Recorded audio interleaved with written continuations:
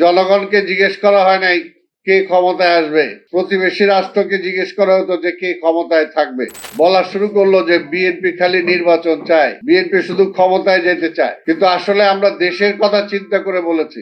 আপনি সকল রাজনৈতিক দলকে নিয়ে বসেন, জিজ্ঞেস করেন তারা কি আন্দোলন করবে না তারা নির্বাচন করবে। তো কোনোটা থেকেই জিয়া রহমানকে আলাদা করার কোনো সুযোগ নাই। বাংলাদেশের মুক্তিযুদ্ধের কথা বলতে হলে জিয়া রহমানের কথা বলতে হবে। বর্তমান অবস্থায় সবাই আবার জিয়া রহমানকে খুঁজে ফেরে। বাংলাদেশে যখনই সংকট আসছে, প্রতিটা সংকটে জিয়া রহমান একজন ত্রাণকর্তা হিসেবে সামনে এসেছেন।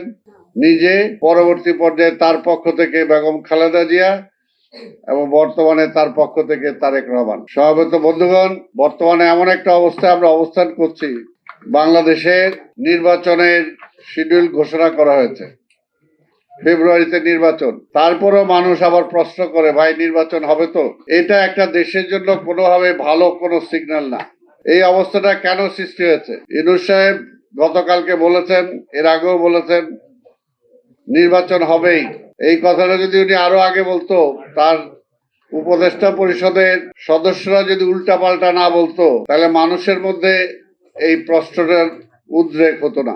আমরা বারবার বলে আসছি, 17টা বছর শেখ হাসিনা মানুষের অধিকার কেড়ে নিয়েছিল, গণতন্ত্র ছিল না, মৌলিক অধিকার ছিল না, রাষ্ট্রের মালিকানা জনগণের হাত থেকে বেহাত হয়ে গিয়েছিল। জনগণকে জিজ্ঞেস করা হয় নাই কে ক্ষমতায় আসবে, প্রতিবেশী রাষ্ট্রকে জিজ্ঞেস করা হতো যে কে ক্ষমতায় থাকবে। এই অবস্থা ছিল গত 17টা বছর।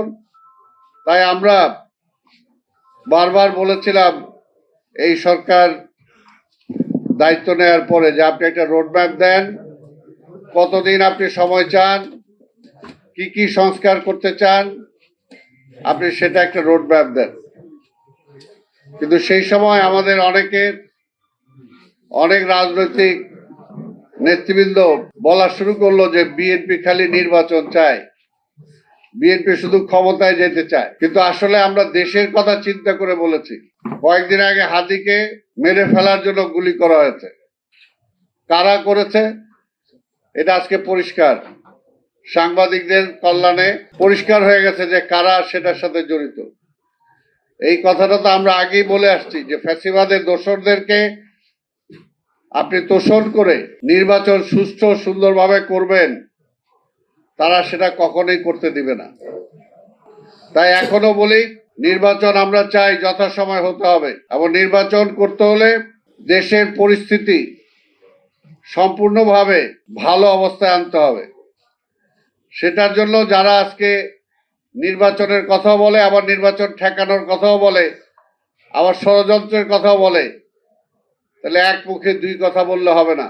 আপনি সকল রাজনৈতিক দলকে নিয়ে বসেন, জিজ্ঞেস করেন তারা কি আন্দোলন করবে না তারা নির্বাচন করবে, তারা কি চায়। যদি নির্বাচন চায়, বিএনপির পক্ষ থেকে আমরা বারবার বলেছি, শত উস্কানির মুখেও বিএনপি শান্তি বজায় রাখার চেষ্টা করেছে।